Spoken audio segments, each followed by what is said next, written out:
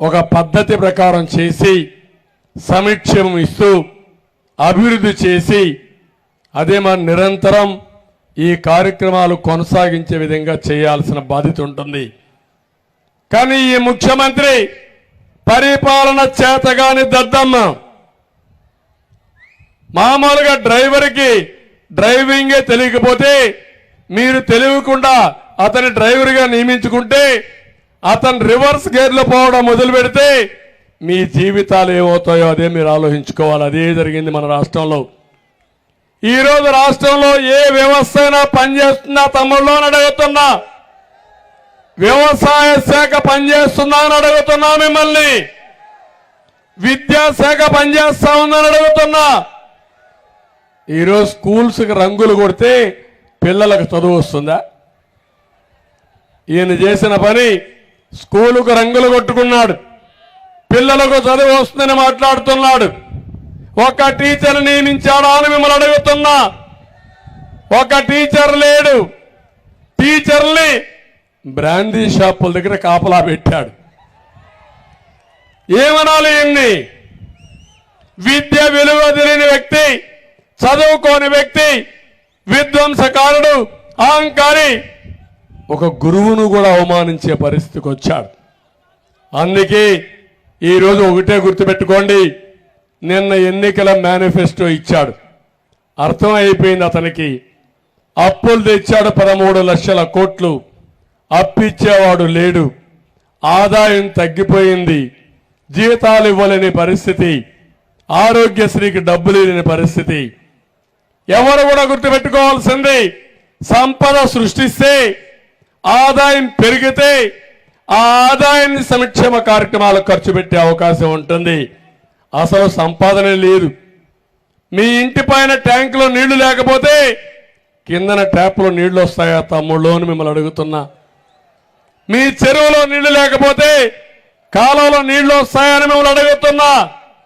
నేను ఆ రోజు అభివృద్ధి చేస్తే ఆ అభివృద్ధిలో వచ్చిన ఆదాయం చేసే వెసులుబాటున్న అప్పుకి మొత్తం అప్పులు తెచ్చాడు.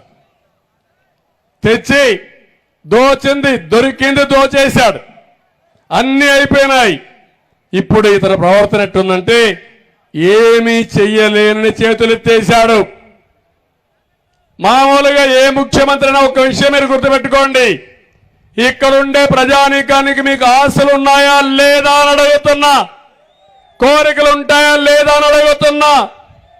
ఇతనిచ్చే 10 రూపాయలు ఇచ్చి 100 రూపాయలు దోచేసుకుంటే మీ జీవితాల్లో మార్పు వస్తుందా అని మిమ్మల్ని అడుగుతున్నాను నేను. అలాంటి పరిస్థితి తీసుకొచ్చాడు. అందుకే నేను ఆలోచించి ఒకటే చెప్తున్నా, మొన్న ఆయన ఎన్నికల మేనిఫెస్టో చూశారు. నిన్న మా ఎన్నికల మేనిఫెస్టో, కూటమి మేనిఫెస్టో, ప్రజా మేనిఫెస్టో మీరు చూశారు. అదిరిపోయే మేనిఫెస్టో ఇచ్చామని చెప్పి నేను మీ అందరికీ తెలియజేస్తున్నా. ఒక్కసారి చదవండి మేమేం ప్రామిస్ ఇచ్చామని. ఒకసారి చరిత్ర నెమరు వేసుకోండి. అభివృద్ధి చేసిన పార్టీ తెలుగుదేశం పార్టీ.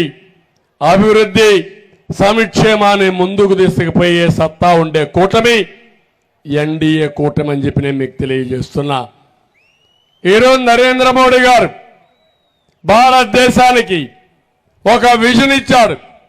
2047కి భారతదేశం ప్రపంచంలో ఒక అగ్రదేశంగా ఉండాలని, భారతీయులు నెంబర్ 1గా ఉండాలని. దీనికి వికసిత్ భారత్ అనే కార్యక్రమంలో ఒక విజన్ తయారు చేశాడు.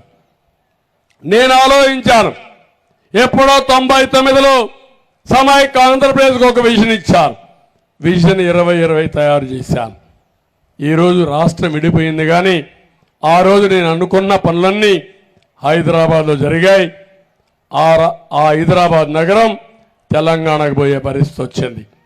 కానీ ఒక్క విషయం మీరు గుర్తుపెట్టుకోవాలి, పాలకులను వాళ్ళం ప్రజల కోసం బ్రతకాలి. మేము చేసే పనులు మాతోనే అంతం కావాలని కోరుకుంటే అది దుర్మార్గం అవుతుంది. ఎవరు ఏ పని చేసినా దాన్ని కొనసాగించి దాన్ని ఇంకా ముందుకు తీసుకుపోగలిగితే ప్రజలకు మంచి ఫలితాలు వస్తాయి. నేను ముఖ్యమంత్రిగా ఉండి హైటెక్ సిటీ కట్టాను. ఒక ఔటర్ రింగ్ రోడ్ వేశాను, ఇంటర్నేషనల్ ఎయిర్పోర్ట్ కట్టాను, అన్ని ప్రారంభిస్తే నా తర్వాత వచ్చిన రాజశేఖర్ రెడ్డి ఏది కూడా కూల్చేయలా. అదే ఇతను వస్తే అమరావతి దగ్గర ప్రజావేదిక కూల్చేసి అమరావతిని పూర్తిగా నిర్వీర్యం చేసి అమరావతిని చంపేసిన దుర్మార్గుడు ఈ సైకో జగన్మోహన్ రెడ్డి అని చెప్పి నేను మీకు తెలియజేస్తున్నా. మీకు అనిపించవచ్చు ఏంటి నష్టం అని.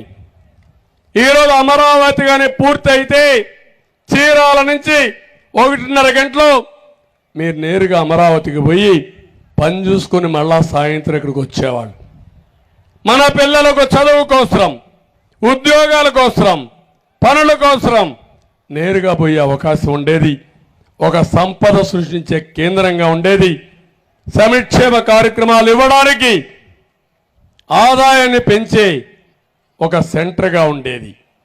ఇది కాకుండా చిన్న చిన్న పనులకు ఈరోజు చీరాలలో పని లేకపోతే, బాపట్లలో పని లేకపోతే హైదరాబాద్కో బెంగళూరుకో చెన్నైకు పోయే కర్మ ఇప్పటికే మనకు పట్టింది.